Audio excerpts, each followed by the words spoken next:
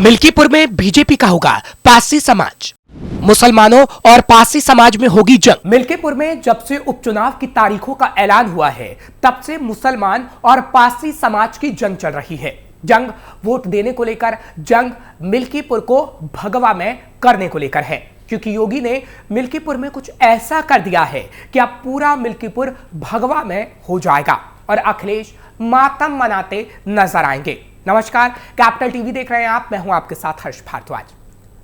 अयोध्या की मिल्कीपुर विधानसभा सीट पर उपचुनाव का ऐलान हो गया है। 5 फरवरी को होने वाले चुनाव के लिए नामांकन की प्रक्रिया भी शुरू हो गई है। समाजवादी पार्टी ने फैजाबाद के लोकसभा सांसद अवधेश प्रसाद के बेटे अजीत प्रसाद को मिल्कीपुर सीट से प्रत्याशी बनाया, लेकिन भारतीय जनता पार्टी ने अभी तक अपने पत्ते नहीं खोले। कांग्रेस और बसपा ने उपचुनाव से अपने कदम पीछे खींच लिए हैं, जिसके चलते यहां पर सीधे सपा बनाम बीजेपी की लड़ाई अब बन चुकी है।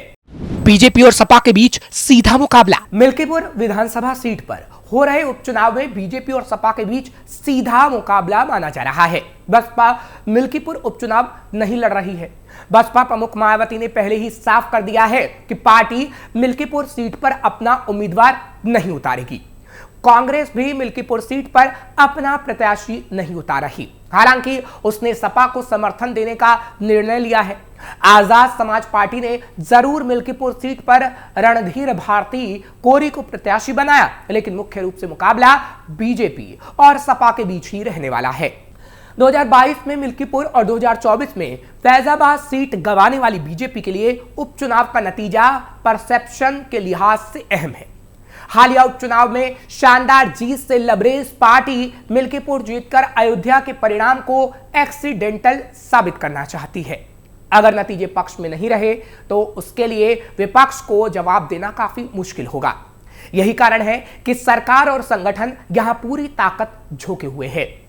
सीएम योगी आदित्यनाथ खुद 4 बार मिल्कीपुर का दौरा कर चुके हैं, तो सपा भी कोई कोर कसर मिल्कीपुर सीट पर नहीं छोड़ रही है। क्या पारसी बनाम मुसलमान होगी मिल्कीपुर की लड़ाई? यूपी में बीजेपी ने अपनी सियासी जड़ें जमाने के लिए जो सोशल इंजीनियरिंग बनाई थी, उसे अखिलेश यादव 2024 के चुनाव में पीडीए फॉर्मूले के जरिए तोड़ने में कामयाब रहे थे। बीजेपी ने गैर यादव ओबीसी और गैर जाटव दलित वोटों को जोड़ा था, लेकिन उसमें सपा सेंधमारी करने में कामयाब रही। बीजेपी के साथ जुड़ने वाला पारसी समाज का वोट लोकसभा चुनाव में उससे दूर हुआ तो सपा के करीब चला गया। मिल्कीपुर सीट पर पारसी वोटर बड़ी संख्या में है, जिसे देखते हुए सपा ने पारसी समाज से आने वाले अजीत प्रसाद को उतारा है, तो बीजेपी की नजर भी पारसी समाज पर मानी जा रही है। हालांकि कहा जा रहा है कि इस बार सपा मुसलमानों पर भी ज्यादा फोकस कर रही है और बीजेपी पूरे पारसी समाज को उत्तर प्रदेश में साधने में लगी हुई है, खासकर मिल्कीपुर में, क्योंकि यह कहा जा रहा है कि मिल्कीपुर सीट पर पारसी वोट बैंक जिस तरफ शिफ्ट होगा, चुनाव वही जीतेगा। यहां ब्राह्मण यादव के बाद करीब 55,000 की आबादी पारसी वोटर्स की है। ऐसे में पारसी वोट बैंक को साधने के लिए बीजेपी भी पारसी समाज से ही प्रत्याशी उतारने की तैयारी कर रही है। बीजेपी के जिला पैनल में 5 नाम भेजे गए हैं और एक नाम परिवहन विभाग के उपायुक्त सुरेंद्र कुमार के चुनाव लड़ने की अटकलें की हैं, क्योंकि उन्होंने वीआरएस के लिए आवेदन किया है। ऐसे में माना जा रहा है कि मिल्कीपुर का पारसी समाज बीजेपी का होगा और मुसलमान सपा का हो जाएगा। कैसा है मिल्कीपुर का जातिगत समीकरण? बीजेपी की जिला कोर कमेटी ने अयोध्या के लिए संभावित प्रत्याशी का पैनल प्रदेश मुख्यालय भेजा। इसमें पूर्व विधायक बाबा गोरखनाथ, पूर्व विधायक रामू प्रियदर्शी, जिला महामंत्री राधेश्याम, अनुसूचित जाति मोर्चा के कोषाध्यक्ष चंद्रकेश रावत और चंद्रभानु पासवान का नाम शामिल है। इसके अलावा सुरेंद्र कुमार रावत है। इनमें से 5 नेता पारसी समुदाय के हैं, जिससे साफ जाहिर होता है कि बीजेपी भी पारसी समाज के किसी चेहरे को उतारने की फिराक में है। पार्टी अगर किसी पारसी समाज के नेता पर दांव लगाती है तो मिल्कीपुर का चुनाव पारसी बनाम पारसी भी हो सकता है।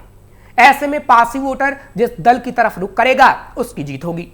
मिल्कीपुर विधानसभा सीट पर करीब 3,23,000 मतदाता है। इनमें 1 लाख से ज्यादा दलित मतदाता है। दलितों में भी करीब 60,000 पारसी समाज के मतदाता है। अगर उपचुनाव में बीजेपी ने पारसी समाज का उम्मीदवार नहीं उतारा तो समाज का वोट एक तरफा सपा के पारसी प्रत्याशी को चला जाएगा। ऐसे में पारसी समाज के वोटों की ताकत के कारण ही बीजेपी भी पारसी समाज के प्रत्याशी को ही उतारने पर मंथन कर रही है। ऐसे में मुकाबला काफी रोचक होता हुआ नजर आ रहा है। दांव पर सपा के पोस्टर बॉय की साख। मिल्कीपुर में सपा प्रमुख अखिलेश यादव ने अवधेश प्रसाद के बेटे अजीत प्रसाद को उम्मीदवार बनाया, इसलिए सपा के पोस्टर बॉय की भी साख दांव पर लग गई है। पिछले महीने हुए उपचुनाव में सपा ने बगल की ही कटहरी सीट के अलावा संभल की कुंदरकी सीट भी गंवा दी थी। अखिलेश की परंपरागत सीट करहल जीतने तक में सपा के पसीने छूट गए थे, इसलिए इस सीट के नतीजे हार के झटके से उबरने के लिहाज से सपा के लिए अहम है। सपा ने 2022 के विधानसभा चुनाव में मिल्कीपुर सीट जीती थी और अवधेश प्रसाद विधायक चुने गए थे। अब अवधेश प्रसाद सांसद बन गए हैं। ऐसे में सपा नेतृत्व किसी भी स्थिति में मिल्कीपुर सीट गंवाने के मूड में तो बिल्कुल नहीं है। पार्टी का मानना है कि इस इकलौती सीट के नतीजे का असर विधानसभा में विधायकों की संख्या से अधिक 2027 के सियासी समीकरणों पर पड़ेगा। वहीं दूसरी तरफ मिल्कीपुर उपचुनाव के नतीजे यूपी के पॉलिटिकल परसेप्शन को बदलने वाला होगा। इसलिए योगी सरकार और बीजेपी मिल्कीपुर में कुंदरकी से भी बड़ी जीत की रणनीति बना रही है, तो सपा इस सीट को हर हाल में बरकरार रखने की कवायद में है। इसी मद्देनजर सपा नेतृत्व ने अपने कोर संगठन से लेकर फ्रंटल संगठनों तक के प्रमुख चेहरों को मिल्कीपुर सीट की जिम्मेदारी सौंप दी है। सपा बनाम बीजेपी की लड़ाई। फिलहाल अयोध्या के मिल्कीपुर विधानसभा सीट पर उपचुनाव का ऐलान हो गया है। 5 फरवरी को होने वाले चुनाव के लिए नामांकन की प्रक्रिया भी शुरू हो गई है। समाजवादी पार्टी ने फैजाबाद के लोकसभा सांसद अवधेश प्रसाद के बेटे अजीत प्रसाद को मिल्कीपुर सीट से प्रत्याशी बनाया है, लेकिन भारतीय जनता पार्टी ने अभी अपने पत्ते नहीं खोले हैं। कांग्रेस और बसपा ने उपचुनाव से अपने कदम पीछे खींच लिए हैं, जिसके चलते यहां पर सीधे सपा बनाम बीजेपी की लड़ाई बन गई है। अखिलेश यादव को सता रहा हार का डर। मिल्कीपुर में बीजेपी की तैयारियों को देख अखिलेश यादव को हार का डर सता रहा है और इसलिए वो इस वक्त योगी पर खूब हमलावर भी हैं। लखनऊ में प्रेस कॉन्फ्रेंस के दौरान अखिलेश यादव ने कहा कि मिल्कीपुर की पूरी तैयारी है। अयोध्या का चुनाव बीजेपी एक बार फिर हारेगी, इसलिए हारेगी क्योंकि सारे समीकरण समाजवादी पार्टी के पक्ष में है। अखिलेश ने निशाना साधते हुए कहा कि 7 चुनाव बीजेपी ने लूट लिए हैं। उन्होंने कहा कि हमने वह तस्वीर भी देखी है जब पुलिस का एक अधिकारी महिलाओं को रोक रहा था, लेकिन बहादुर महिलाएं वोट डालने से डरी नहीं थी। सब जानते हैं कि अधिकारियों पर कितना दबाव था। अखिलेश ने कहा कि इस बार मिल्कीपुर का चुनाव जनता सपा को जिताने जा रही है।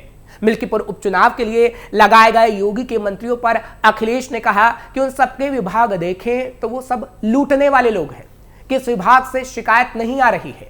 वहीं सपा मुखिया ने कहा कि अगर वोटरों को गन पॉइंट पर रोका गया तो हम कार्यकर्ताओं से कहना चाहते हैं कि ये बात अपने मन में रखें कि उस समय जो फैसला ले सकते हैं वो फैसला लीजिए। इंडिया गठबंधन के सवाल पर अखिलेश यादव ने कहा कि इंडिया गठबंधन मजबूत है। सपा आज भी उसी रास्ते पर है कि इंडिया गठबंधन और मजबूत हो, क्षेत्रीय पार्टी बीजेपी का मुकाबला करे और बीजेपी को पटखनी देने का काम करे। यानी अखिलेश यादव को लगने लगा है कि कुंदरकी की तरह अब मिल्कीपुर की सीट भी सपा के हाथ से जाने वाली है। इसलिए अखिलेश डरे हुए हैं, क्योंकि जब भी अखिलेश मंच पर या फिर प्रेस कॉन्फ्रेंस कर रहे होते हैं तो बस एक ही बात दोहराते हैं और कहते हैं कि बीजेपी धांधली करके चुनाव जीतती है। अपनी जीत की योजना बताने से ज्यादा वो बीजेपी पर आक्रामक होते हुए नजर आते हैं।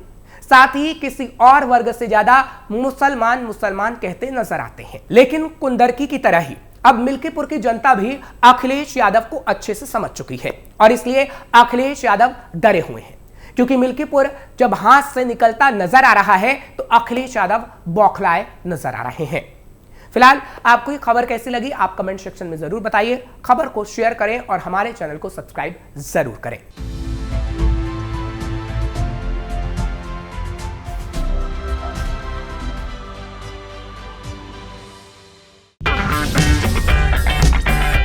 अगर आपको हमारा वीडियो पसंद आया हो तो इसे लाइक करें, हमारे चैनल को सब्सक्राइब करें और हाँ, बेल आइकन दबाना ना भूलें ताकि आप तक हमारे वीडियो की नोटिफिकेशन पहुंचती रहे। आप अपना सुझाव हमें कमेंट बॉक्स में दे सकते हैं। हमारे साथ जुड़ने के लिए शुक्रिया।